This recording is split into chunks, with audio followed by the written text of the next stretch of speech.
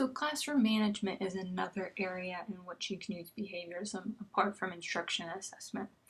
Two important ideas you want to remember with classroom management are rules and procedures. Rules are the do's and do nots of a classroom, and they should be kept pretty simple in 3 to 5 rules. However, procedures are all those how-tos that you would do in the classroom, and there are a ton of procedures. How do you enter the classroom? How do you leave? How do you ask to go to the bathroom? How do you ask to get a drink of water? How do you sharpen your pencil? What do you do when you're done with your homework? Where do you turn things in? So all of those things are procedures.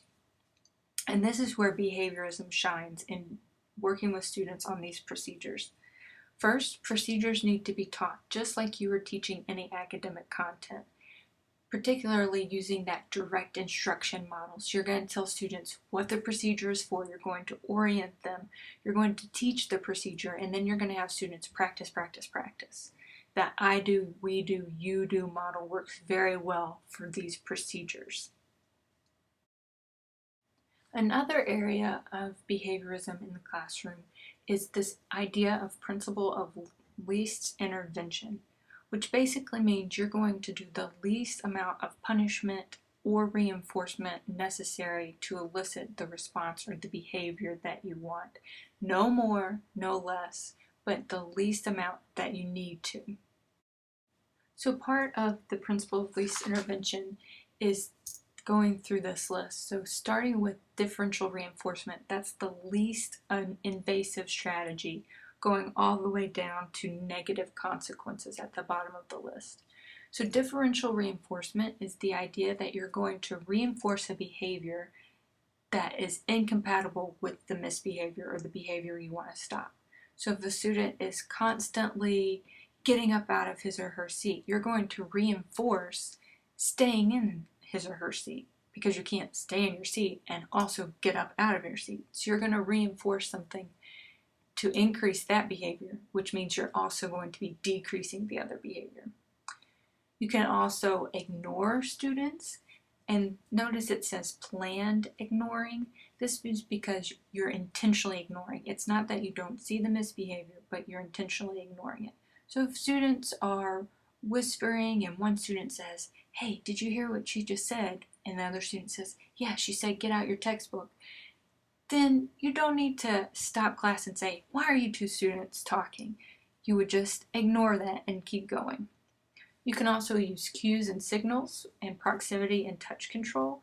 This is giving some kind of signal, a thumbs up when a student's doing great, or a look when they're not doing something, or walking by their desk, which is proximity, or touching their desk, which is touch control, to give them a little cue or a little signal that, hey, you're doing something you don't need to be doing, or good job, you're doing something that I would like you to.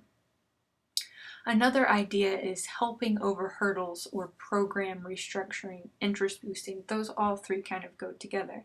Sometimes students misbehave because they don't understand, or they're bored, or they're not interested in the content.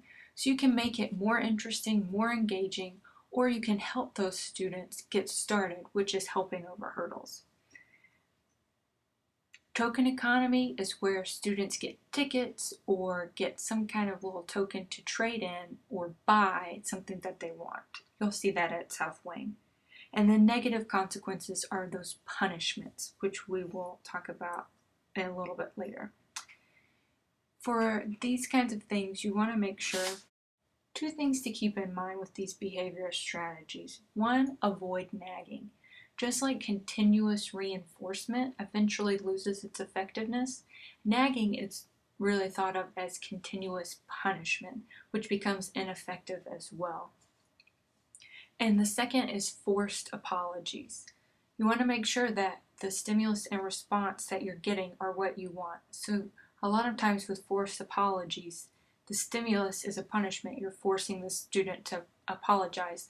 But the response is not necessarily that they learn to feel sorry, but they learn to apologize, which are not necessarily the same thing, even though we would like them to be. So forcing that apology makes a student learn that those are different rather than you apologize when you actually feel sorry. And another important idea to remember with behaviorism and behaviorist strategies is they are all short term. Students are learning a response to a stimulus, not actually learning the behaviors or the characteristics that would elicit those behaviors on their own. So they're very short term. Another idea we can take from behaviorism is the pre-MAC principle, which is also called Grandma's rule. And this is the idea that students can quote unquote earn something they like if they do something they don't want first. So the reason it's called Grandma's rule is grandmas always say you can have your dessert after you eat your vegetables. So the idea is to get through something you don't like, the vegetables, to get to something you do like, dessert. So you could use this in the classroom if a student doesn't really like math, but they love playing on the computer. Well, you can play on the computer after you finish your math assignment. So that's Grandma's rule, or the pre-MAC principle. Shaping and fading are yet another idea we can take from behaviorism. Shaping is reinforcing successive approximations of behavior. So you're reinforcing gradual steps to the behavior that you want, to a more complex behavior.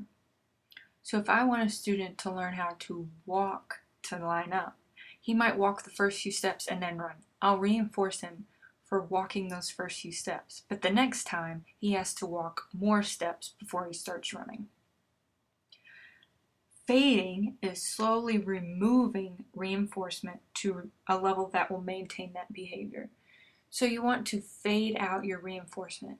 So eventually students will do it on their own without constantly being reinforced, or reinforced intermittently. You want them to be able to do the behavior on their own without any external. So that's where fading comes in. So shaping is helping the student get to a point, and fading is after they've reached the behavior or the response. You slowly remove reinforcement to the point where they can do it on their own. Applied behavior analysis comes out of behaviorism, and to remember applied behavior analysis, remember A, B, C. So to figure out when working with a student, you want to look at not just their misbehavior, but the antecedent. What happens before that behavior? Then you decide what the misbehavior is, or the behavior, and then the consequence that comes out of that, so that you can figure out why the behavior occurred in the first place and how best to have a consequence to reinforce that behavior or punish that behavior. And you want to make sure that the consequence, as with all behavior strategies, is contiguous, or that it occurs close together with the actual behavior, so that those become stimulus and response, that students either knowingly or unknowingly respond to the stimulus you want. So they need to be contiguous and close together. So we've talked about punishment and how that can decrease undesired behaviors. But some types of punishment are ineffective or are not good for what we want to use them for. Here's a list of some that are ineffective: physical or psychological punishment, extra classwork, removing recess, and out-of-school suspension. Physical and psychological punishment, such as berating a student, or physical punishment, paddling a student, corporal punishment, those are obviously not good to use, but they're also ineffective. They in turn make students want to rebel or have very negative consequences rather than just decreasing the undesired behavior. Extra classwork is ineffective because that becomes a stimulus. So if you were giving extra math homework or extra reading as a form of punishment, students will begin to associate that classwork or that subject with punishment and won't like that subject area anymore, or won't like school anymore, which is not a desired behavior. So extra classwork is not a good form of punishment.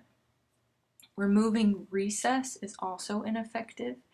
If you're trying to punish a student and you take away their one outlet for getting out energy, you're just creating more problems for yourself.